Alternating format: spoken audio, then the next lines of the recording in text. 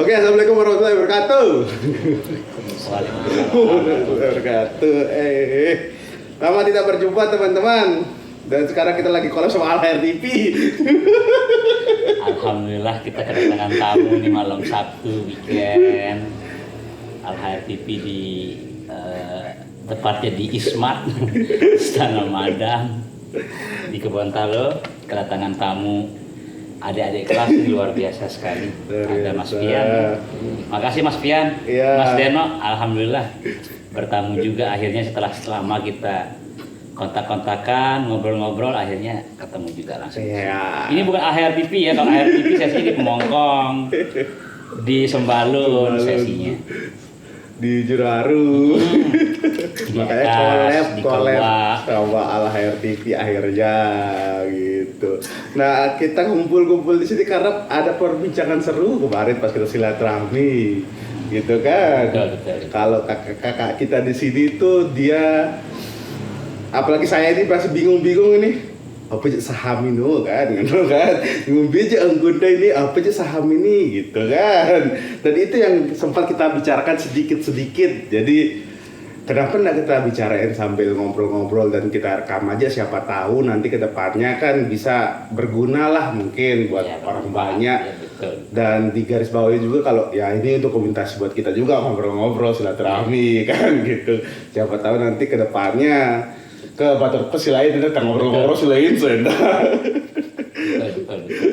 Oke, ini yang belum kenal ada Koh Deno. Ada Koh Deno, Ketua OSIS Semansa, Astaga, bukan Astaga Al-Khair ya, beliau Astaga Semansa. Salam kenal, salam. Nah, kalau yang ini Al-Khair banget. Sepuh Al-Khair ini. Tapi tidak terafiliasi dengan politik Iya. Al-Khairnya itu. Dulu paling dikenal dengan sebutan Wahyu Kuli Ukur. Ya, sekarang sudah berubah. Sekarang Dunia sudah- sudah berubah. Kalau saya ya biasalah ya. Channel saya ini soalnya. Betul. Oke. Bang. Siap. Nah, balik-balik ke perbincangan kita kemarin sempat Siap. kita bicarakan. Jadi sebenarnya apa aja saham ini, Bang? Gimana aja kita sebenarnya sebagai orang awam, saya orang awam kan gitu. Iya, betul. Cara simpel kita ngasih tahu orang saham itu apa, itu gimana caranya itu?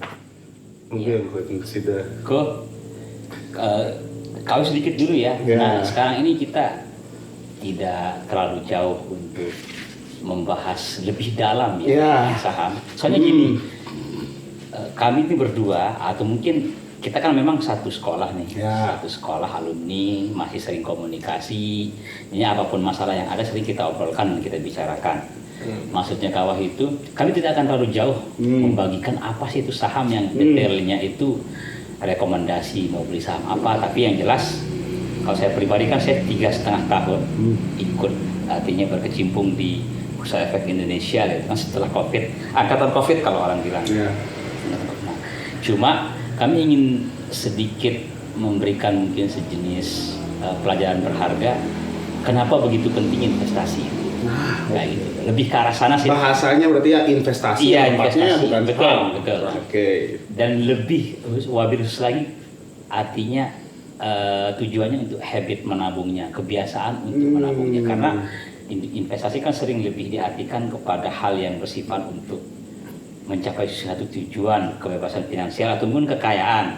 Nah, mungkin kalau ke arah sana masih terlalu jauh bagi kami. Oh, iya. Tapi habit atau kebiasaan menabung, karena kan sejak kecil kan kita diajar menabung dalam celengan, menabung di bank. Nah, sekarang ini metode investasi, metode menabung itu makin lebih simpel, makin lebih banyak variatifnya dan mungkin lebih fleksibel juga bagi kita. Teman-teman yang ingin menabung. Makanya saya ingin membagikan sedikit cerita aja, karena kadang-kadang banyak sekali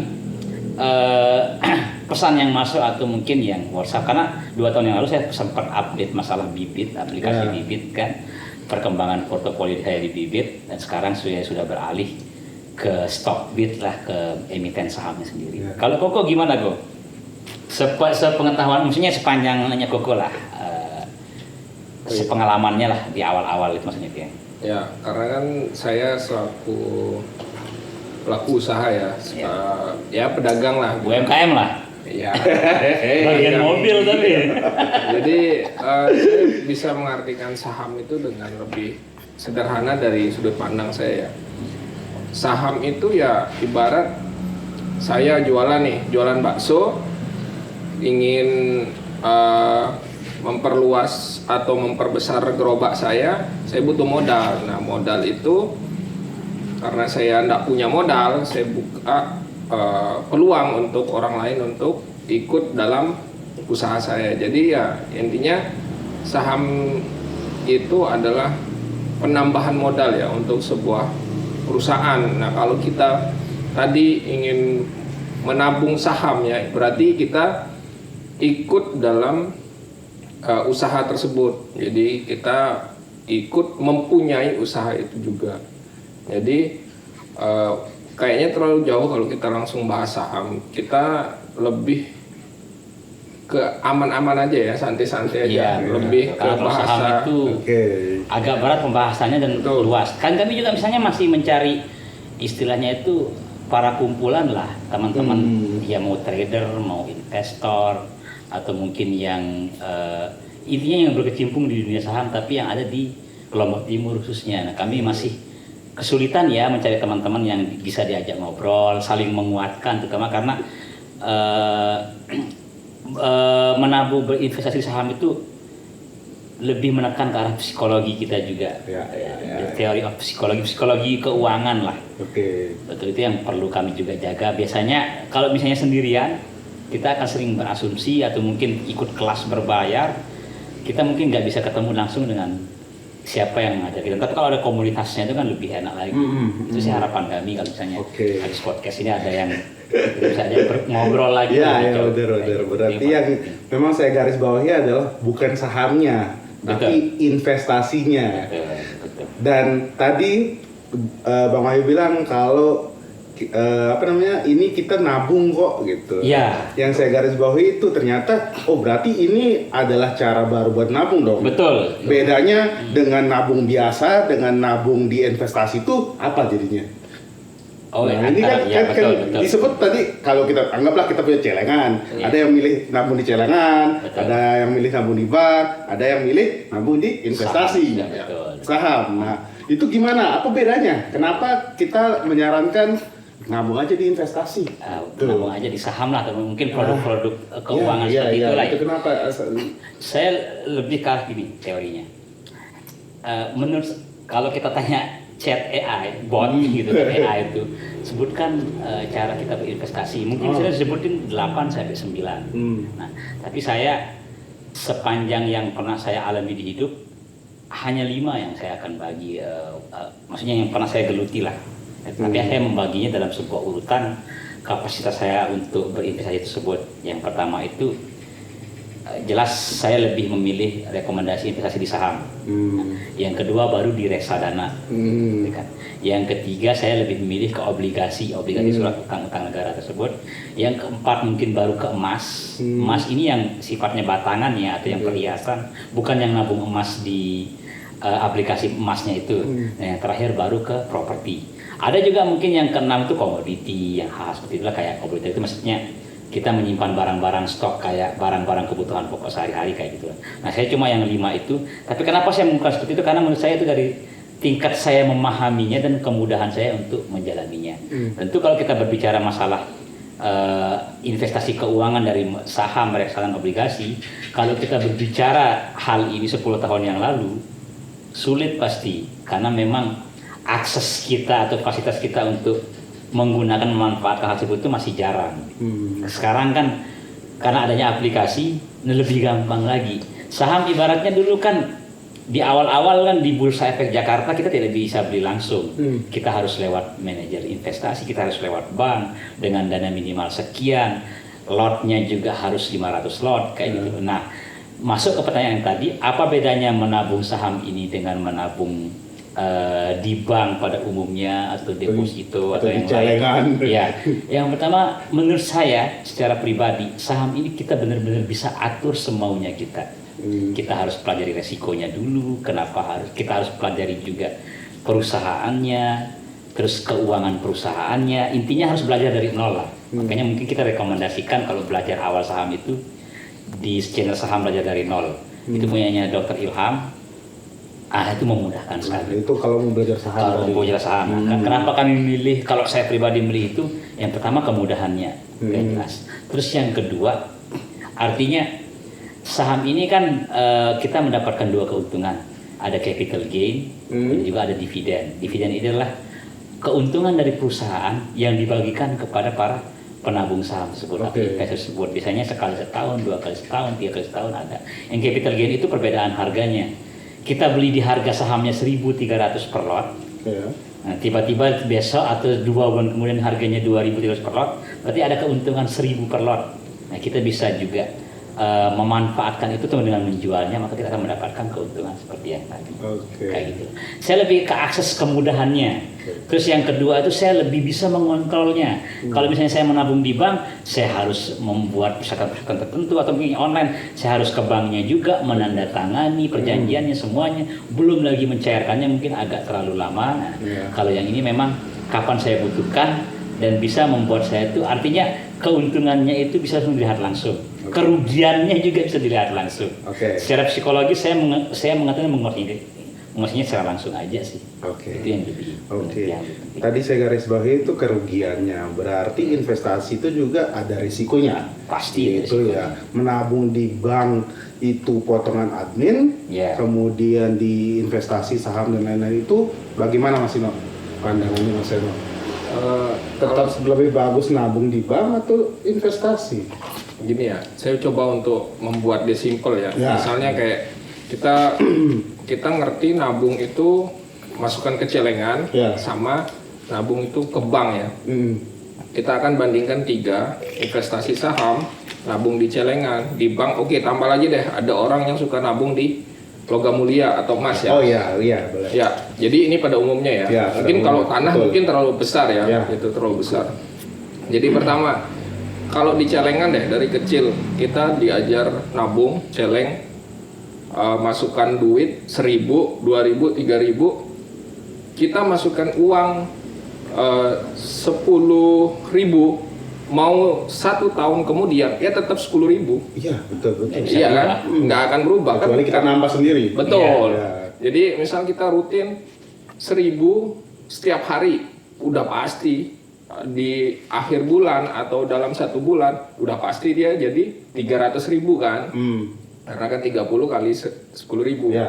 Nah, itu nggak akan berubah. Kemudian kalau misal di bank, kita nabung di bank tadi katakan 300.000 dalam sebulan, itu nggak akan 300.000, pasti jadi 289, 200 bla bla bla. Itu karena dipotong admin, bunga dan sebagainya. Kemudian ada orang nabung di emas. Nabung di emas, sekarang harga emas misalnya 1 gramnya katakan sekarang 1,5. Nah, 1,5. Betul ya. Jadi si emas ini memang akan berubah harga di tahun berikutnya, tapi nggak akan jauh, paling beda selisih 10-20 ribu atau 50.000 lah paling tinggi. Mungkin emas itu akan bertambah nilainya sangat besar, itu mungkin di 5 tahun, ya 5-6 tahun kemudian baru angkanya selisihnya beda jauh ya. Nah, saham ini itu beda banget. Jadi kalau saham ini kita nabung sekarang 300.000, sebulan kemudian itu bisa aja jadi 350, 400, bahkan bisa sampai 600. Jadi saham ini cukup unik, cukup menarik untuk menabung, karena saham itu kita bisa mendapatkan keuntungan dari menabung dengan menyimpan uang, dan juga mendapatkan keuntungan lebih dari menyimpan uang itu, dari yang disebutkan tadi Kak Wahyu, dari capital gain sama dividen kayak gitu. Jadi itu simple dah untuk basic banget lah itu untuk perbedaannya ya. Karena investasi berarti kan kita membantu orang berusaha atau perusahaan ini berusaha ya. Dan uangnya dipakai mereka untuk berusaha sehingga ada keuntungan dibagi ke kita. Simpelnya begitu ya. Keuntungannya ke sana pada akhirnya. Nah, kalau begitu investasi ada untungnya, ada ruginya, Pasti ada resikonya, ruginya tapi juga. bisa dikontrol. Iya, Nah, gitu. Sekarang kan itu Kak Wahyu pernah sempat update bibit lah segala macam, saya perhatiin juga kan Iya, beberapa tahun yang lalu segala macam.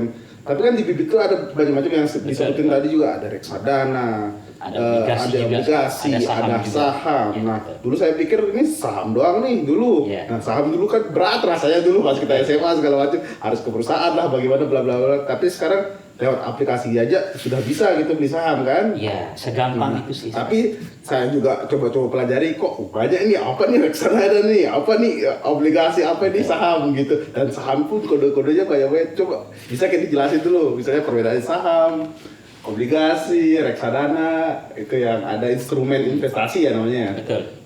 Sebenarnya gini, kita di awal, saya pun di tahun 2021 itu ya selain belajar mencoba untuk belajar sendiri gitu kan, juga untuk membaca buku. Tapi saya memang orang yang sulit sekali ingin membaca buku. Saya lebih suka ke audio visual kayak gitu, artinya nonton.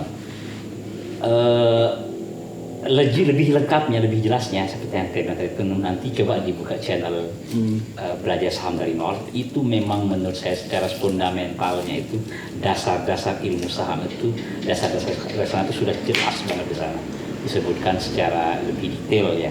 Kalau saya bilang yang Detail pertama dan kali sederhana. ya, detail dan sederhana, mungkin akan jauh lebih sederhana dari penjelasan kami yang tadi. Itu kalau mau di awal nih. Tapi kalau menanyakan hal seperti itu, nanti bisa Koko juga jawab, tapi saya lebih ke arah pengalaman ya. Saya belajar dari awal ini. Saya masuk 10 Agustus, saya ingat tahun 2021. Oke. 10 Agustus 2021 itu karena kegamangan, kayak gini simpelnya. Uang saya misalnya 10 juta di ATM. Kayak gitu kan. Nah, ini secara saya pengalaman pribadi ya, bulan depan tetap 10 juta. Ini kan masih Januari. Februari masih 10 juta karena kan ada gaji masuk, ada penghasilan. Iya, betul. Juga. Maret mungkin tetap 10 juta.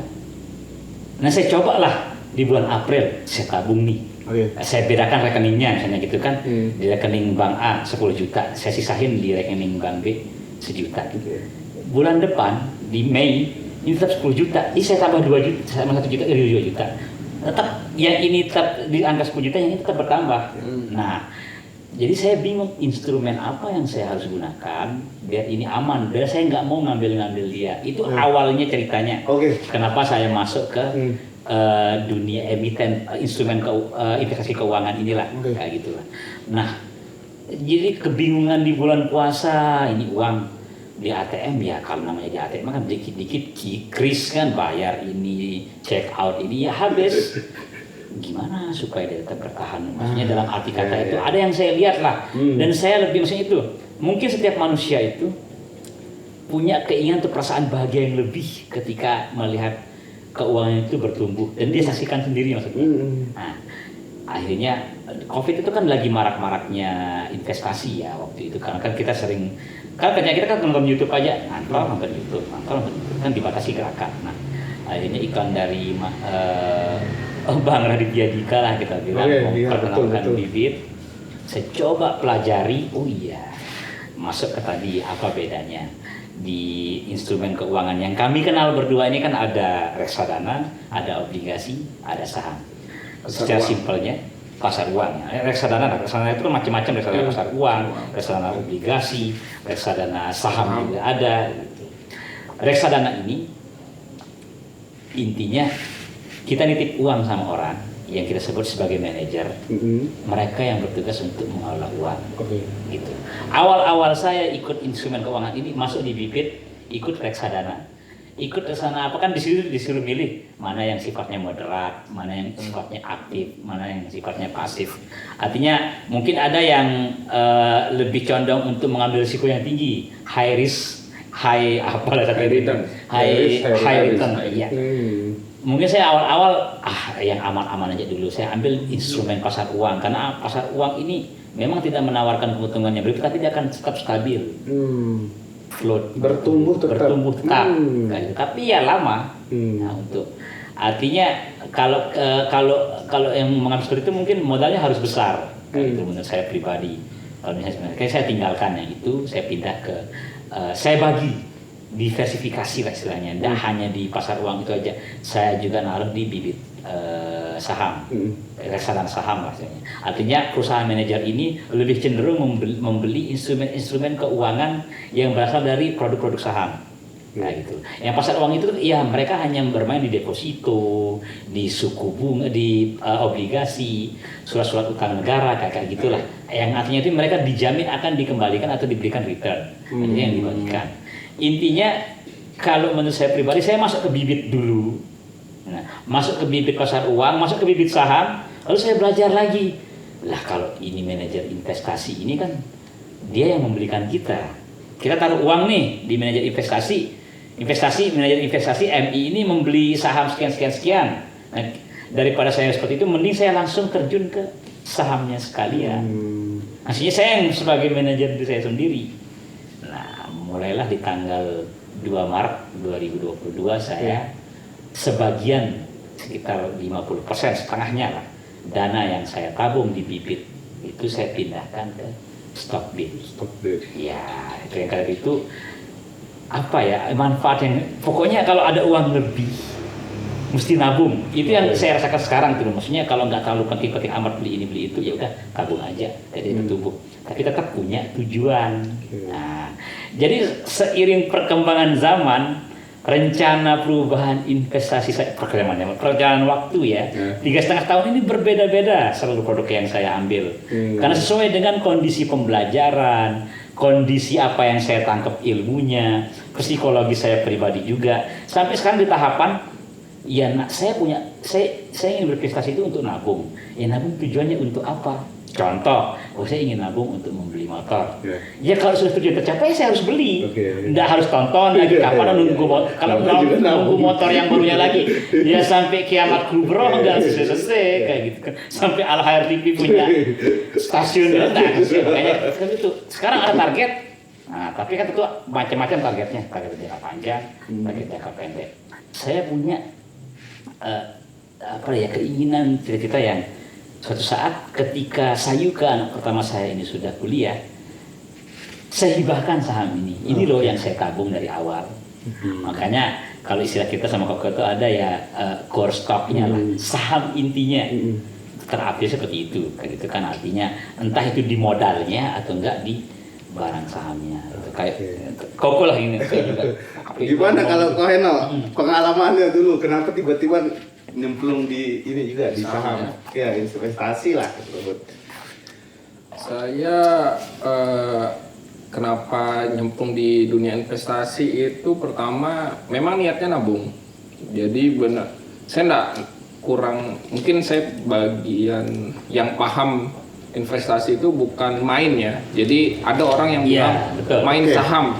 Kita nggak di arah situ lah. Kita main. Kita beneran nabung di sana. Mungkin banyak yang teman-teman dengar adalah main saham. Tapi saya sedikit berbeda pandangan, mungkin sama kebetulan saat ini adalah nabung saham.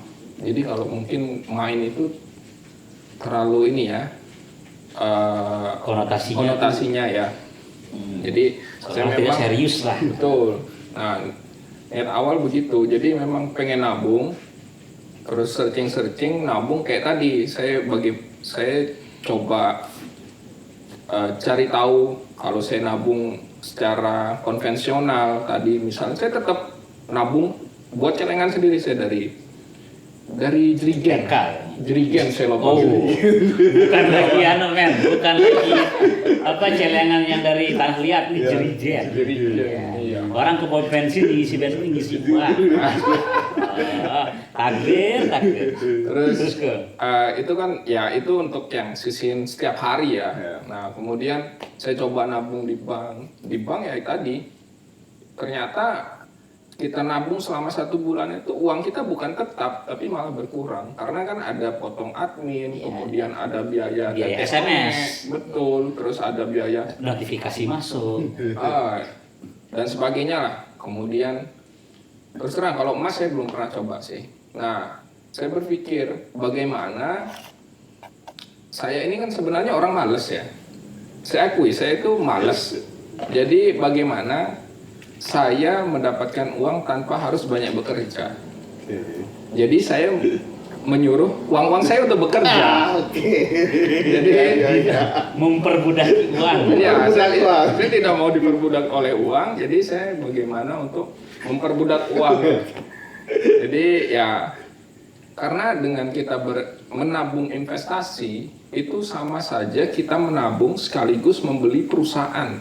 Iya, Iya kita kan? bagian dari Ya, kita Perusahaan adalah tersebut. salah satu atau sebagian segelintir pemilik dari perusahaan yang kita investasikan. Iya. Dan juga enaknya berinvestasi di saham itu dengan modal bahkan Rp5.000 kita sudah Sudah sebagai bisa beli. menjadi pemilik investor, pemilik dari perusahaan itu. Kenapa bilang 5.000? Karena misal harga satu lembar sahamnya Rp50. Karena kita minimal membeli satu lot itu sama dengan 100 lembar saham. Oke. Jadi kan 100 kali Rp50. Iya. Jadi 5.000. Dari 5.000 sudah jadi pemilik perusahaan. Pemegang saham jadi. Kita berhak untuk Bahasa NPS. gaulnya ya. Kita boleh untuk rapat umum saham. Besok Dapat saat, nasi kotak, merchandise. saat si perusahaan itu bagi hasil, kita dapat hasil.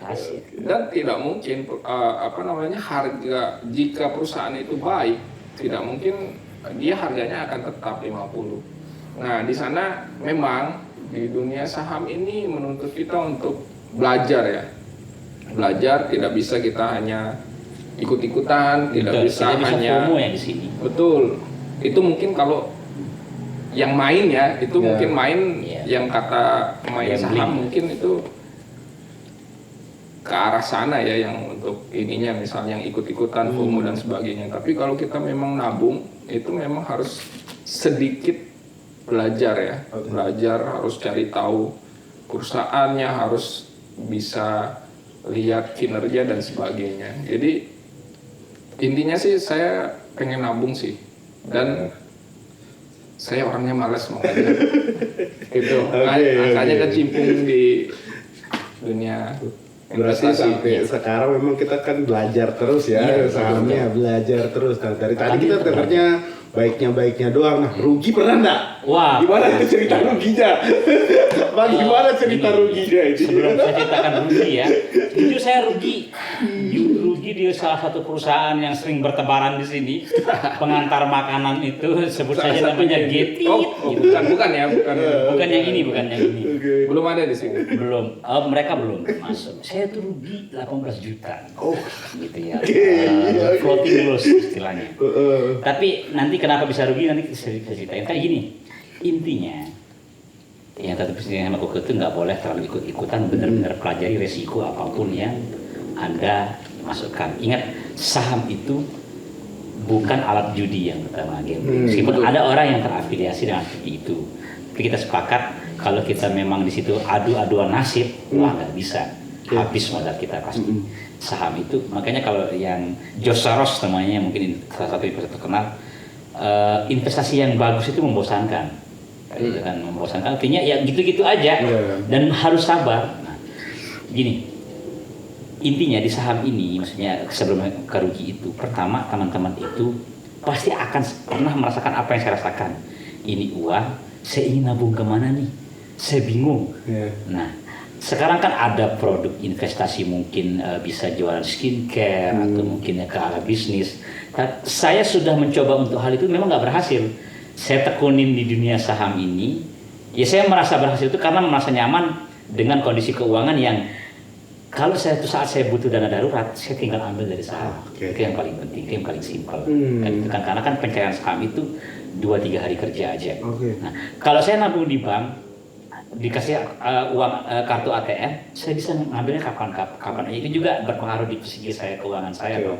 Artinya saya nggak ingin juga yang sifatnya itu terlalu cepat liquid juga nggak ingin, yang terlalu lama liquid juga nggak ingin. Makanya kenapa saya kan bekerja di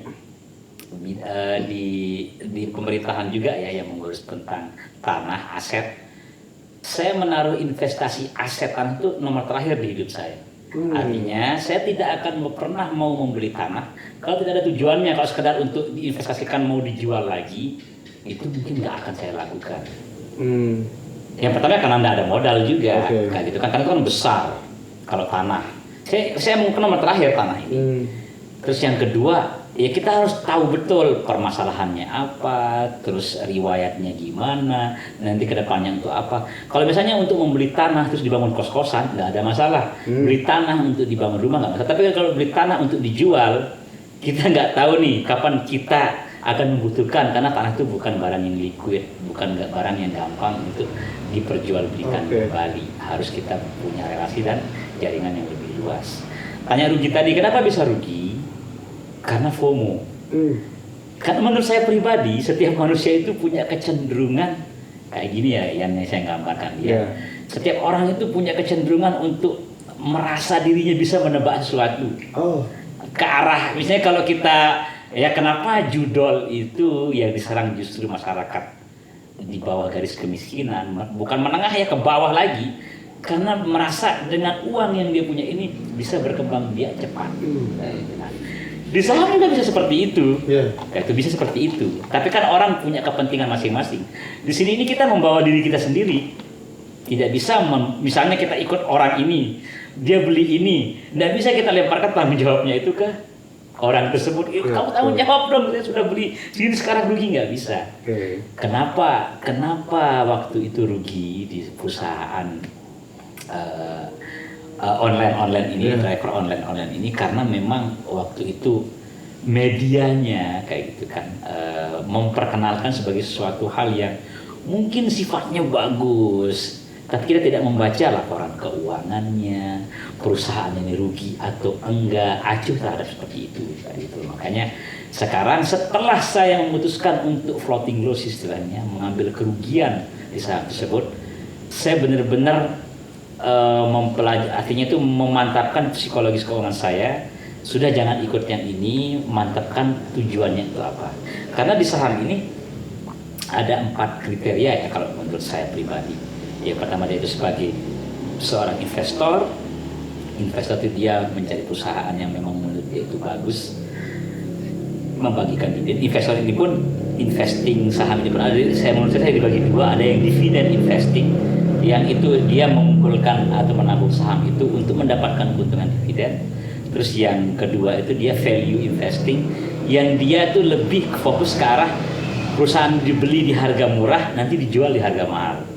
Tapi lebih sabar. Artinya kalau mereka sudah sampai di tujuannya, 10% keuntungan lepas. Kayak gitu.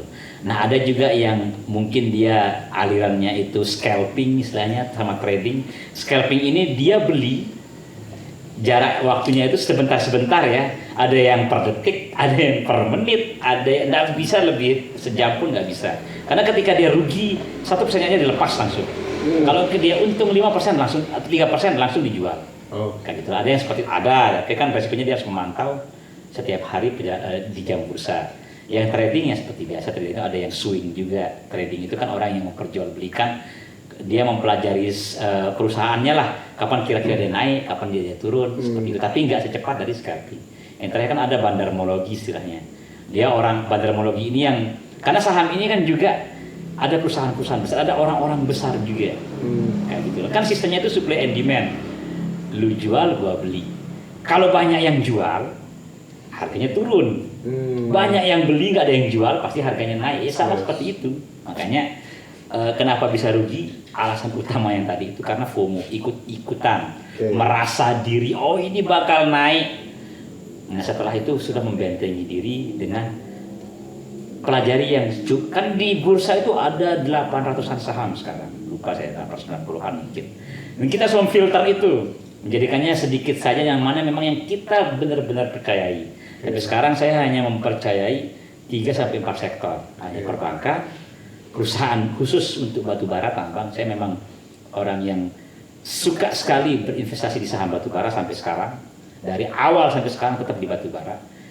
Ada juga perusahaan properti kayak gitu kan. Yang terakhir mungkin lebih ke energi kayak minyak bumi dan kayak tadi Mas. Makanya kenapa bisa rugi ya karena itu. Utamanya itu karena ikut-ikutan aja, hanya tidak mengenal lebih dalam dan lebih serius terhadap itu. Makanya jangan sekali-kali terjun ke saham itu tanpa mempelajari atau mencari tahu gimana perusahaannya, karena setiap perusahaan itu kondisinya pasti berubah. Kayak gitu. Koko mungkin lebih parah lagi kalau dia mungkin itu. Ya, bagaimana kok ceritanya kok? Itu 8 itu 18 juta itu berapa persen ya, sekitar 20 sampai 30% modal awal saya padahal ya, tapi ya udah kayak gitu, mau gimana lagi. Gimana kok Ya. cerita kerugian? Kalau saya ya bisa dikatakan lebih ya Bang dari Pak Wahyu, kerugian saya lebih. Secara angka ya. Ya secara angka, dan ada 2 kesalahan yang saya perbuat itu berbeda ya. Yang pertama itu kenapa saya rugi? Karena saya pertama tidak mempelajari aplikasi yang saya pakai. Itu. Saya tidak mempelajari dalam, saya tidak baca jauh, tidak mencari tahu. Tapi saya coba cari teman, cari literasi, itu pun nggak nemu. Jadi istilahnya salah sistem. Saya salah masukkan sistem, jadi itu kayak hangus. Nah itu makanya kita perlu adanya komunitas, adanya Kita mau kumpul-kumpul lah buat perkumpulan sharing-sharing aja. untuk sharing sebenarnya, bukan malah pamer-pamer ya, Iya. bukan ajang adu pintar, bukan Ya, sebenarnya enggak sharing-sharing. juga. Sekarang nggak ada yang lebih pintar kok di Betul, saham ini. Semua karena orang punya ilmunya masing-masing. Saat itu ada corp action Bang, jadi kayak ada istilahnya suatu waktu perusahaan itu ada melakukan sebuah apa ya istilahnya, gebrakan lah atau sebuah tindakan. betul, tindakan cepat. Jadi itu waktunya mepet, makanya saya pun belajarnya nggak tahu harus kemana dan juga bingung mau tanya siapa. Jadi benar-benar gegabah karena waktunya mepet, ya salah tindakan. Nah kerugian kedua itu adalah salah memilih perusahaan. Ya mungkin kayak Bang Ayu, saya tidak memperhatikan kalau perusahaan itu memang besar, kuat, memang sudah long life lah, blue chip istilahnya ya. Iya, Istilahnya blue chip. kalau dalam dunia emiten itu dengan intinya perusahaan itu sudah kuat. LQ45 sudah masuk Betul. LQ45 semua. Tapi yang saya tidak perhatikan adalah isu, berita maupun peraturan dari pemerintah itu ternyata sangat berpengaruh dengan Ya, betul. kinerja atau keberlangsungan si perusahaan itu. Nah, saya kurang membaca, kurang mencari tahu dan kurang riset lah ya. Saya hanya fokus kepada si perusahaan itu aja, tapi saya tidak fokus terhadap berita-berita atau sentimen terhadap perusahaan tersebut, baik itu peraturan pemerintah, Server news, ya, news. kemudian istilahnya dengan pasar ya, maksudnya atau lingkungan sekitar, itu sangat pengaruh. Jadi ya itu 2 kerugian saya lakukan karena kesalahan saya pribadi. Rata-rata kesalahan pribadi sih kita tidak bisa menyalahkan orang Betul. lain Ya. ketika sudah mengambil kebijakan. Maksudnya gini, saham ini kan tabu mungkin di kita di Lombok Timur ya, kalau di Pulau Jawa itu kan komunitasnya kan banyak sekali. Oke. Bahkan ketika saya posting tentang masalah itu mungkin banyak yang mengejek juga, tapi kan nggak berani komen. Tapi banyak juga yang secara diam-diam gimana caranya. Saya jelaskan, karena sebenarnya kan ini bukan produk MLM juga, Iya, itu iya. kan ini bebas kita mau install. Yang penting tujuannya tadi, saya punya suatu instrumen, tempat saya nabung, saya merasa aman di sana, terus tidak terikat kontrak. Karena kan kadang-kadang saya ini awalnya itu sejak 2010 pertama kali jadi PNS kan, keinginan nabung sudah tinggi. Iya. Saya ikut produk-produk asuransi yang saya nggak paham ini produknya untuk apa. Oke. Ketika sudah 10 tahun, yang saya dalam bayangan akan dapat sekian, malah setengahnya. Tapi saya nggak akan menyalahkan perusahaannya karena saya tidak membaca klausal awal perjanjiannya seperti apa. Nah di saham ini bebas, mau jual, mau beli, mau ngatur sendiri keuangan kayak gimana itu. Cuma untuk di awal-awal tetap harus belajar dari reksadana menurut saya terlebih dahulu. oke. Ya, itu kan nggak langsung terjun ke sahamnya.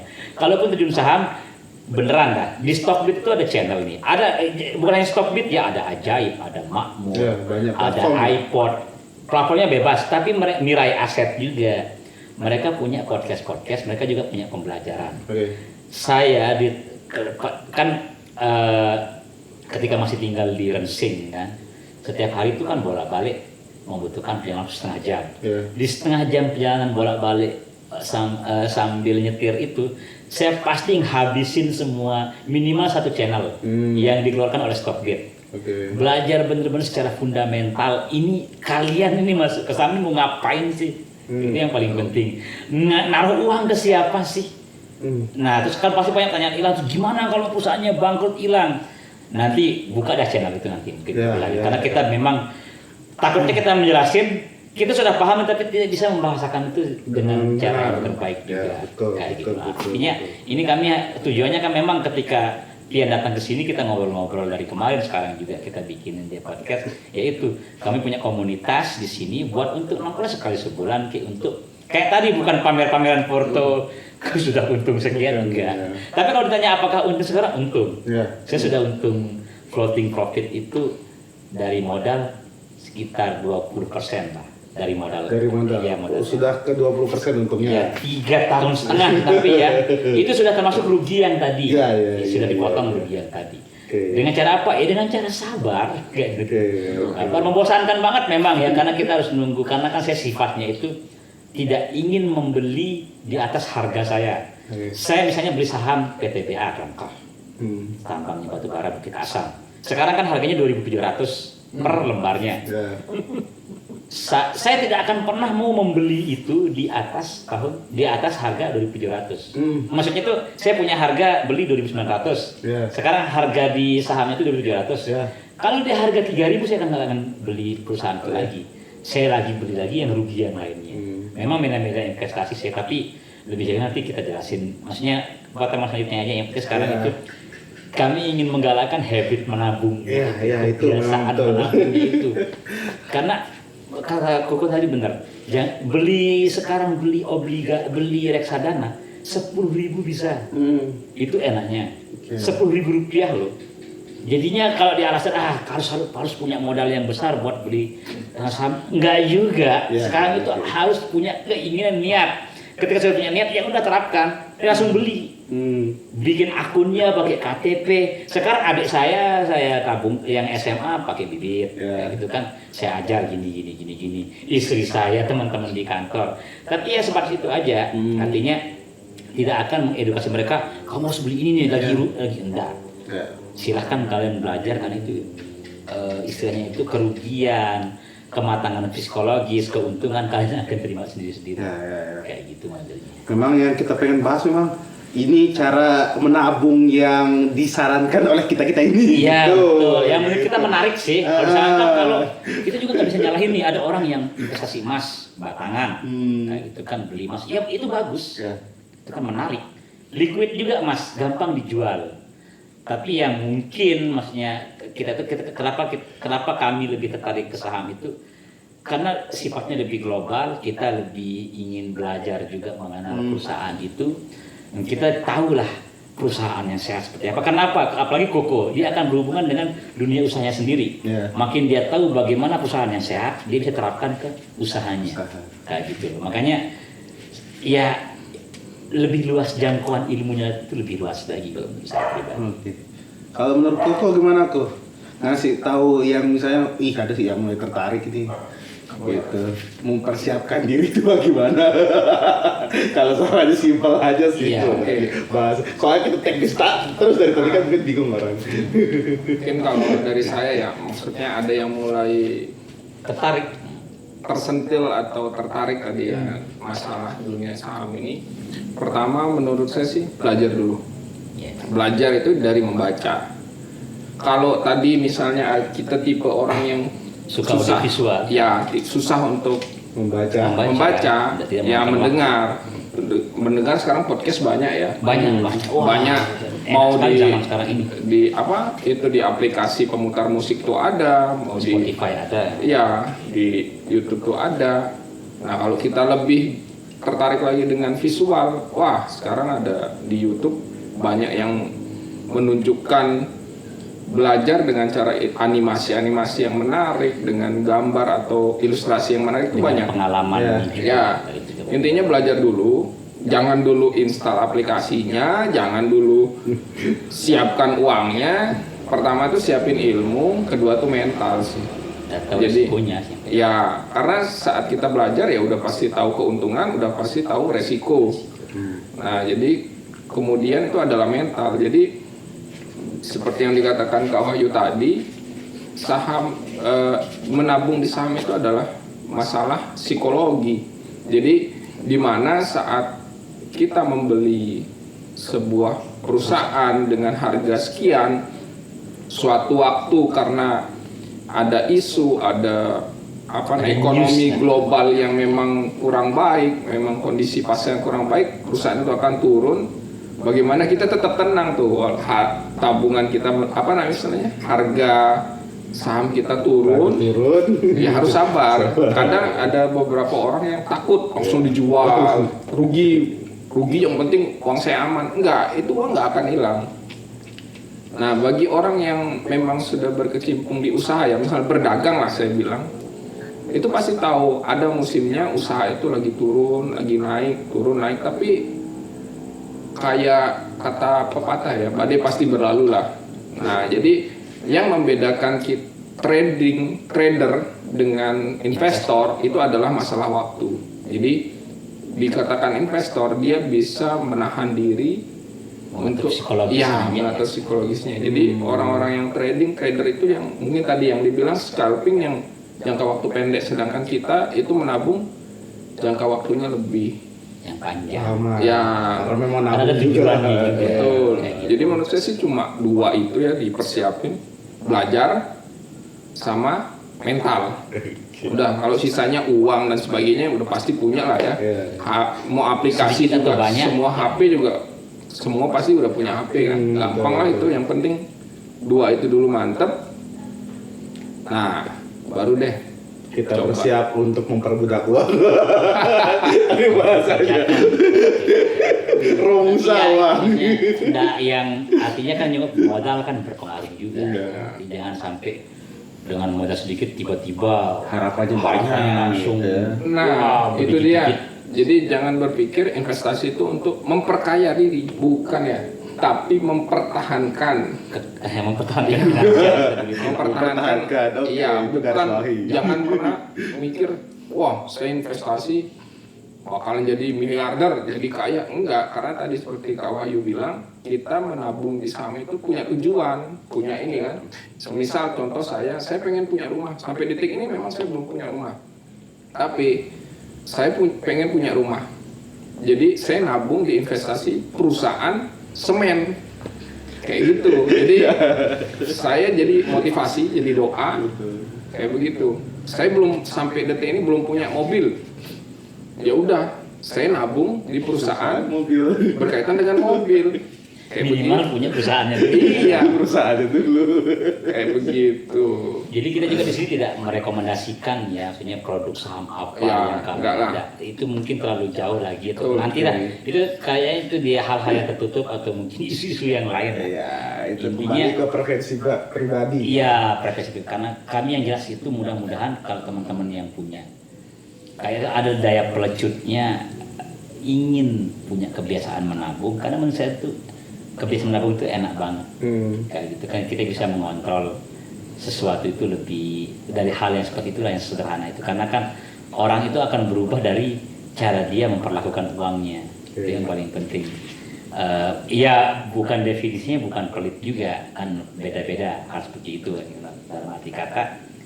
Kalau saya pribadi ingin mencapai tujuan keuangan saya itu, maka saya harus mempersiapkan segala caranya untuk mencapai tujuan itu. Tapi kalau sudah sampai tujuannya, saya harus gunakan, Ya, bukan betul. ditonton lagi. Kan tujuannya beda-beda. Kayak kemarin nyonya mau beli ini, mau beli kendaraan, dia nabung dari tahun 2018, sertifikasinya gitu kan, dia tidak punya cara untuk menabung yang lebih pasti selain di rekening. Ketika mulai 2021 kita sudah mengenal bibit, ya langsung dia pindahkan ke sana. Silahkan ke bibit ya. Amannya itu di situ. Tapi di bibit kan tidak langsung keuntungannya maksimal, enggak. Tapi yang jelas itu tetap ada uangnya. Nanti kalau ada pertanyaan, terus uang yang tertabung itu disimpan di mana? Nah itu belajar dari channel-channel. Apa pengertian bank kustodian, apa pengertian bursa efek Indonesia. Karena kalau kita jelasin itu, kami ini saya bukan sarjana ekonomi yang pertama, tapi saya sangat tertarik. Bahkan sampai pernah menuliskan, kayaknya harus kuliah manajemen nih.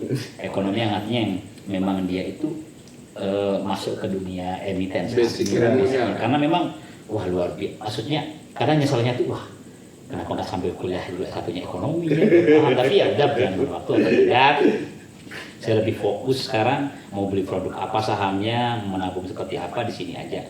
Kalau ada tawaran investasi A B C D E F G H, bukannya saya tolak, bukannya saya juga lebih paham, tapi saya lebih mengenal diri saya pribadi dan saya lebih cocok untuk melakukan hal ini sampai ke depannya. Itu yang paling penting. Oke, itu yang paling penting. Intinya belajar dulu teman-teman gitu ya. Koko bilang itu jangan langsung tiba-tiba langsung ambil HP langsung nabung saham, enggak ya. Dia belajar dulu. Belajar dulu. Membosankan memang belajar, tapi kalau kita memang ingin tahu, kita pentingin bayangin di Stockbit itu. Setiap teknik punya channel. Misalnya kita channel scalping tadi, trading, investing punya setiap maksudnya punya season episode. Setiap sendiri. season itu punya episode masing-masing lagi sampai 6, 10. Pantangin dakwahnya kayak gini. Dan saya paling suka itu melihat orang yang menceritakan pengalamannya. Suka di YouTube banyak sekali, di Stockbit juga, di Mirai Aset banyak sekali orang menceritakan pengalaman mereka itu terjun ke, termasuk Raditya Dika mungkin yang istilahnya tuh serap-serap terkenalnya lah, artisnya yang sudah memang dia sudah punya bagaimana cara mengatur keuangannya, manajer investasinya itu seperti apa kayak gitu. Dari itu hal-hal sederhana itu saya lebih artinya tuh lebih merasa percaya diri aja dengan cara saya untuk menabung, itu yang paling penting. Nabung teman-teman, jadi kita mengajak kalian buat nabung di investasi. Gitu. Bebas ya, jadi tidak ada rekomendasi produk. Kita tidak ngajak macam-macam teman-teman gitu. Dan tadi juga ngomongin kalau mau belajarin banyak celahnya segala macam. Nah tapi kalau penasaran mau tanya di abang-abang ini boleh tinggalin komen. Ya. Nanti dibaca-baca. Siapa tahu ada episode kedua kan? Kita komunitas nanti mudah-mudahan adalah Gitu. Siapa tahu ada episode kedua. Kita berdua ini, kita baru berempat aja nih diskusi-diskusi kecil-kecilan. Kenapa ambil ini? Karena kan setiap berita itu berpengaruh sekali ya, gitu. Ini ada apa nih? Rame lanjut part 2. Rame lanjut part 2. Tinggalin komen. Nah, segitu dulu kayaknya ya.